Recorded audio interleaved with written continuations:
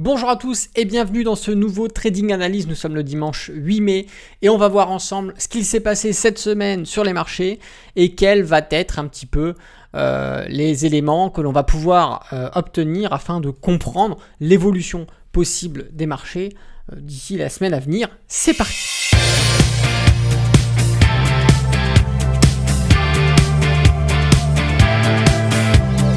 Bonjour à tous, c'est Alexandre, le trader indépendant et vous êtes dans un nouveau numéro de Trading Analyse. Avant de commencer, n'oubliez pas de mettre un petit pouce, cliquez tout de suite sur le petit pouce. J'attends. Allez, fais-le. C'est juste en dessous. Voilà, merci. Et puis aussi de t'abonner à la chaîne YouTube en activant la cloche. T'es déjà abonné? Très bien. T'es pas encore abonné? Abonne-toi. C'est chiant d'attendre. Allez, clique. C'est parti, j'arrête de vous emmerder. On part sur les graphiques. Hop là. Allez. Je fais un petit test pour voir si ça augmente le nombre de clics et d'abonnements. J'aime bien tester un petit peu les titres, les vidéos, le contenu. C'est toujours assez intéressant de voir un petit peu la psychologie de foule, comment ça fonctionne. Alors, nous sommes là sur le CAC 40. Alors, on a eu une semaine avec beaucoup de baisses. On peut le voir ici, on a des séances, on a, par exemple la séance exactement du 5 mai, plus haut, plus bas, on est descendu, on a fait du 3% de mouvement sur la séance, un petit peu plus même.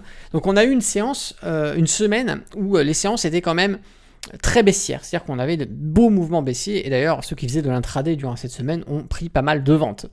Ceux qui étaient en swing, effectivement là on est de toute façon sur un gros niveau de support. Je vous dézoome un petit peu pour que vous le mettre en évidence. Ça va être toute cette zone de travail que l'on avait ici. Vous voyez ici, anciennement résistance, support, hop, si on la prolonge, support, et effectivement ce qui se passe aujourd'hui, c'est qu'on travaille en plein dessus, vous voyez ce que je veux dire, et on tricote en fait cette zone. Alors ce qui va se passer, c'est que plus bas on a les 6000 forcément de par le prix, et on a les derniers plus bas clôture, plus bas touche que l'on va avoir ici. Donc là le biais, de toute façon le biais il est clairement baissier, on le voit, on a des montées, des séances haussières qui sont assez timides, mis à part, certaines séances qu'on va avoir ici. Attendez, je vais un petit peu faire le ménage. Voilà. On va avoir des séances comme la séance ici, on avait une très belle hausse. On va avoir des bougies un petit peu plus fortes, mais globalement, elles sont majoritairement assez timides. On le voit, c'est des petites séances. Par contre, on va avoir pas mal de grosses bougies baissières qui va mettre en évidence la tendance psychologique actuelle sur les marchés. On est dans une période d'hésitation, dans des périodes d'attente, où souvent les gros bonnets vont se faire balader par les news médiatiques. Un coup c'est bien, un coup c'est pas bien, un coup c'est bien, un coup c'est pas bien. Alors un coup je suis acheteur, un coup je suis vendeur, un coup je suis acheteur, un coup je suis vendeur. Cette situation elle est un peu problématique parce qu'elle crée une période d'attente sur les marchés.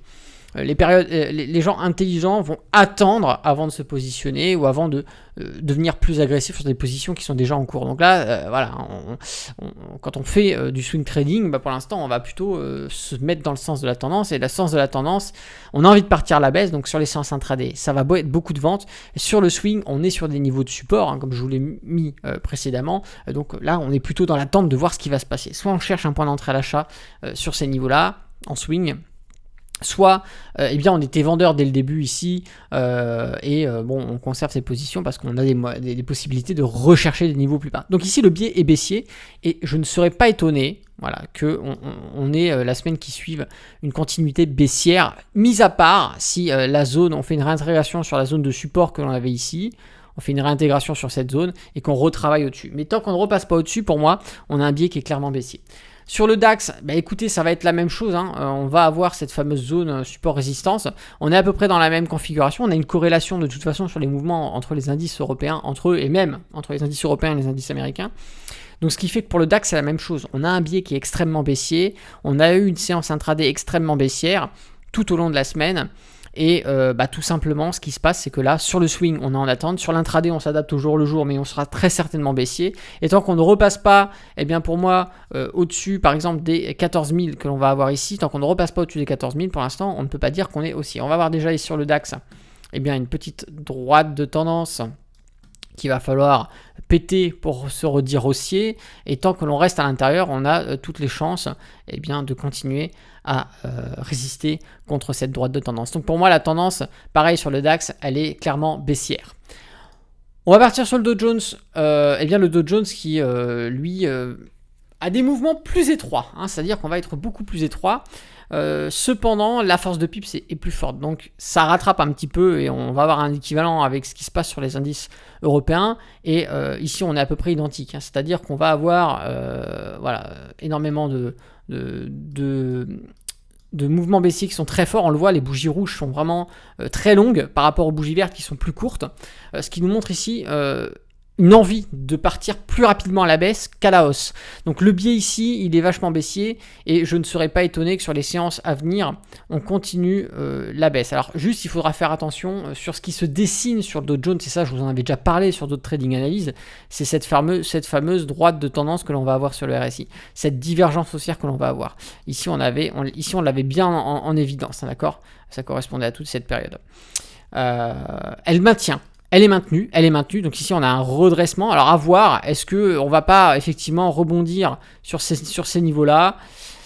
C'est une possibilité. Donc ce sont deux scénarios qu'il faut conserver, même si effectivement, si on prend en compte le contexte fondamental et la corrélation indicielle entre ce qui se passe en Europe et ce qui se passe aux États-Unis, on a plutôt un biais qui est baissier. D'accord ? Mais il ne faut pas négliger ce scénario et cette ancienne divergence du RSI. On va partir sur le Nasdaq. Le Nasdaq, lui, il a pris cher. On a eu des décotes très importantes d'ailleurs au niveau des actions. On voit que tout ce qui est tech, tout ce qui est digitalisé, et même, on va venir après sur le Bitcoin, mais tout ce qui est milieu crypto-monnaie, comment on appelle ça, tout ce qui est VR, prend cher en ce moment. On a de fortes décotes. Cependant, on va retrouver à peu près la même chose que sur le Dow Jones. On va retrouver cet affaissement de la baisse, c'est-à-dire le RSI qui perd en puissance en termes de baisse, alors que ça tout dit le contraire sur le graphique. Donc est-ce que c'est pas les prémices d'un retournement ? Ça encore, il faut le surveiller. Pour l'instant, il n'y a aucune autre indication. Donc pour l'instant, c'est pas parce qu'on voit ça qu'on achète.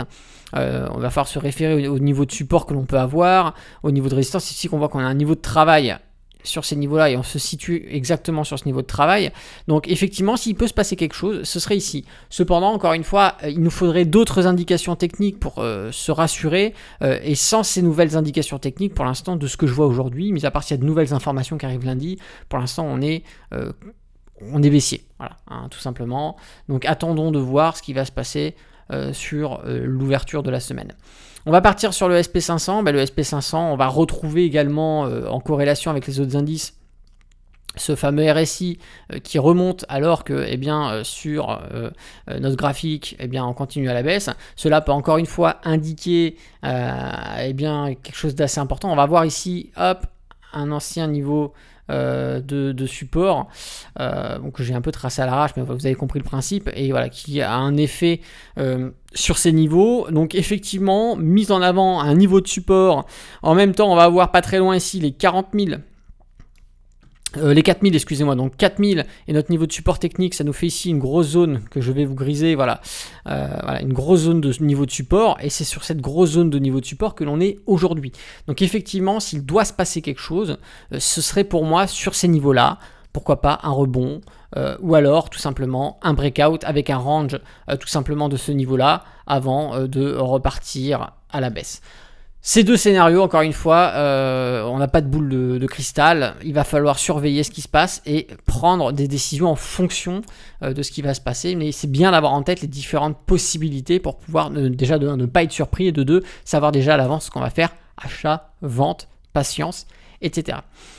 Maintenant, on va passer sur le Bitcoin. Écoutez, le Bitcoin, comme je vous le disais, on est sur un range.